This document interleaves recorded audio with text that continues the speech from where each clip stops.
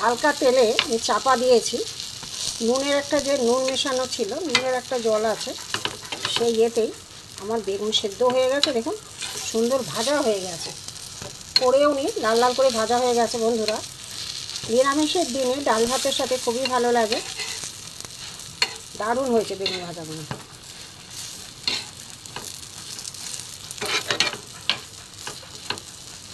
এই চ্যানেলে যারা নতুন বন্ধুরা, এই রেসিপিটা দেখে আপনাদের কাছে অনুরোধ থাকলো, একটা অবশ্যই এই চ্যানেলকে সাবস্ক্রাইব করে দেবেন। এই চ্যানেলে কমেন্ট করে দেবেন, শেয়ার করবেন, লাইক করে দেবেন।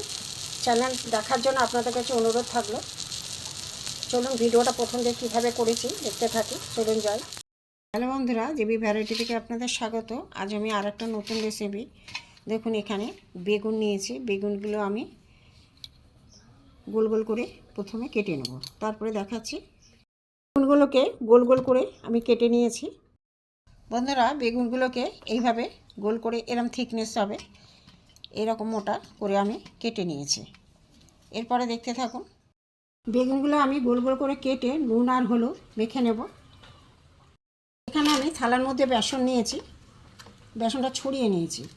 এখানে হলুদ আর নুন মাখানো বেগুনগুলো আমি এপিট ওপিট করে বেসন লাগিয়ে নেব।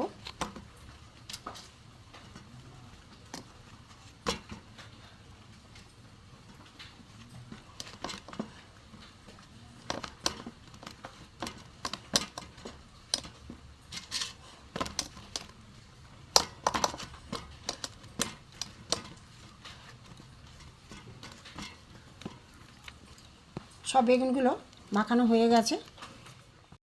একটা ননস্টিক চাটু নিয়েছি, নিয়ে আমি তেল ব্রাশ করে দেবো, দিয়ে আমি এইগুলো পরপর দিয়ে দেবো। গ্যাস একদম কমানো।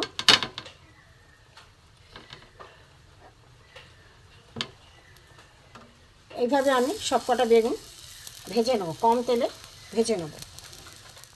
এগুলো ননস্টিক তাওয়ার মধ্যে দিয়ে আমি এবার চাপা দিয়ে দেবো, গ্যাস কমিয়ে। বন্ধুরা, চাপা দিয়েছিল বেগুন ভাজাটা, দেখুন হালকা তেলে বেগুন ভাজা হয়ে গেছে। কড়াই হলে আমার বেশি তেল লাগতো, হালকা ব্রাশ করে তেল দিয়ে একটুখানি পরে দিয়েছি। দেখুন কত সুন্দর সব সেদ্ধ হয়ে গেছে বেগুনগুলো। এইভাবে বেগুন ভাজা করবেন বন্ধুরা, কম হালকা তেলে।